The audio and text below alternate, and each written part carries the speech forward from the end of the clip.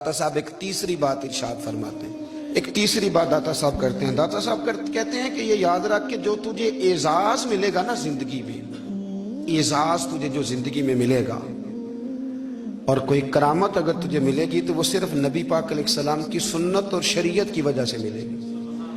تو جتنے مرضی چلے کاٹ لے، وظیفے کر لے، کالا جادو، نیلا جادو، پیلا جادو، جو مرضی تو سیکھ لے، اگر تجھے کوئی اللہ شان دے گا تو صرف اس لیے دے گا کہ تو نبی پاک کے دین پہ عمل کرتا ہے۔ کس نے لکھا ہے؟ اللہ کرے آپ کو میں یاد کرا سکوں، اللہ کرے ایسا ہو جائے اور میری جماعت سمجھنے لگ جائے کہ داتا صاحب کہتے ہیں سنت شریعت پہ عمل کرنا چاہیے، اور میں کوئی ایسی چھپی چھپائی بات بھی نہیں کر رہا، اس کو چلا دیں، کوئی ایسی چھپی چھپائی بات بھی نہیں کر رہا۔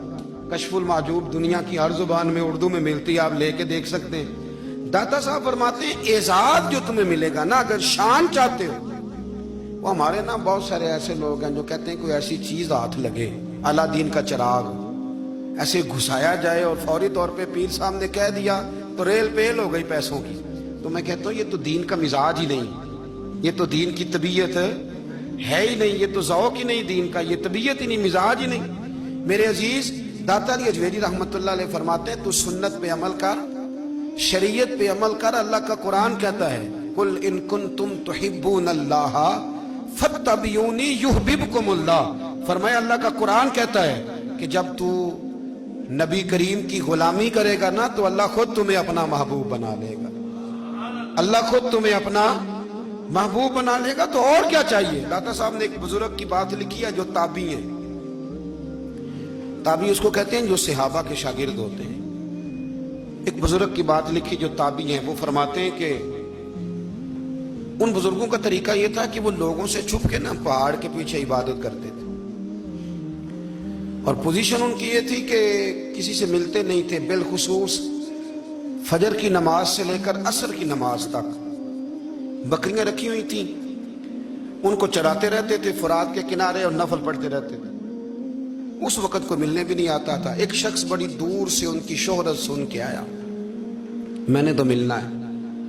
لوگوں نے کہا وہ اس وقت نہیں ملتے، ناراض ہوتے ہیں۔ اس نے کہا اللہ کا بندہ ہے نا، ناراض ہو بھی جائے گا تو لمبا ناراض رہے گا نہیں، اللہ والے جلدی راضی ہو جاتے ہیں۔ پہنچ گئے۔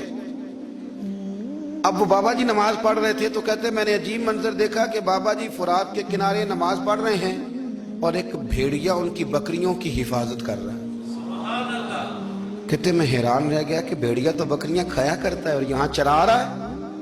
کہتے میں جب گیا تو بابا جی نوافل میں مشغول تھے، مجھے دیکھ کے کہنے لگے اس وقت کیوں آئے؟ میں نے کہا حضور اگر آئے گیا ہوں تو پھر مہربانی کرے قبول فرما لیں۔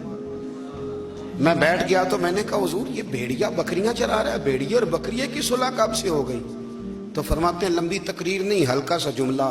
فرمانے لگے جب سے بکریوں کے مالک نے رب سے صلح کر لی ہے نا، تب سے بھیڑیوں نے بھی بکریوں سے صلح کر لی ہے۔ بکریوں کے مالک نے رب سے صلح کر لی، گناہ چھوڑ دیے، اس کی فرما برداری میں آ گئے۔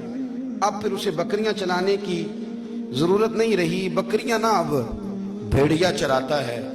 کہتے ہیں میرے اوپر کپ کپی طاری ہو گئی بزرگوں کی بات سن کے، اور مجھے پیاس لگی اور خواہش آئی کہ پتہ نہیں اب بابا جی کچھ کھلائیں پلائیں گے بھی کہ نہیں، بابا جی کچھ کھلائیں گے بھی کہ نہیں۔ کہتے میرے دل میں خیال تھا تو بزرگوں نے نا ایک لکڑی کا پیالہ، ان کے پاس وہ غار میں بیٹھے تھے تو ایک چھوٹا سا پتھر تھا، اس کی ڈھلان بنی ہوئی، بابا جی نے اس کے نیچے لکڑی کا پیالہ رکھا، وہ رکھا ہی تھا تو وہ دودھ سے بھر گیا۔ کہتے انہوں نے مجھے دیا تو ٹھنڈا اور میٹھا دودھ، میری طبیعت خوش ہو گئی۔ بابا جی نے دوبارہ وہی پیالہ اسی جگہ رکھا تو شہد سے بھر گیا۔ 1000 سال پہلے داتا صاحب لکھ رہے ہیں، کہتے مجھے دیا، میں نے فوراً کہا، میں نے کہا حضور یہ دودھ تو گائیں بھینس دیتی ہے، پہاڑوں سے تو نہیں نکلا کرتا، اور شہد تو شہد کی مکھیاں دیتی ہیں، پتھروں سے تو نہیں نکلتا، یہ آپ کہاں سے نکال رہے ہیں؟ تو کہتے ہیں وہ قرآن مجید پڑھنے لگے۔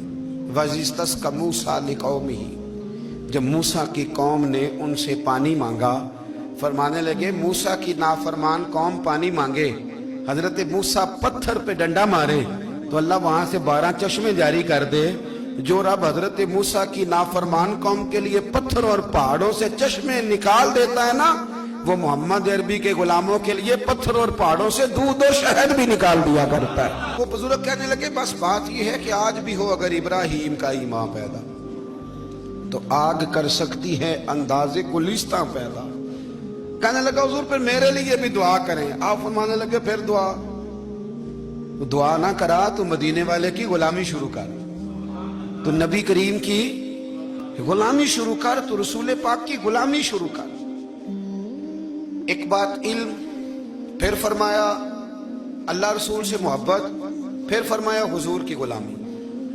اس سے سارے مکاشفات کھلیں گے, اس سے سارے مشاہدات کھلیں گے, اسی سے کرامتیں ملیں گی, اسی سے مقبولیت ہوگی, اسی سے اللہ نبی کی بارگاہ میں درجہ ملے گا.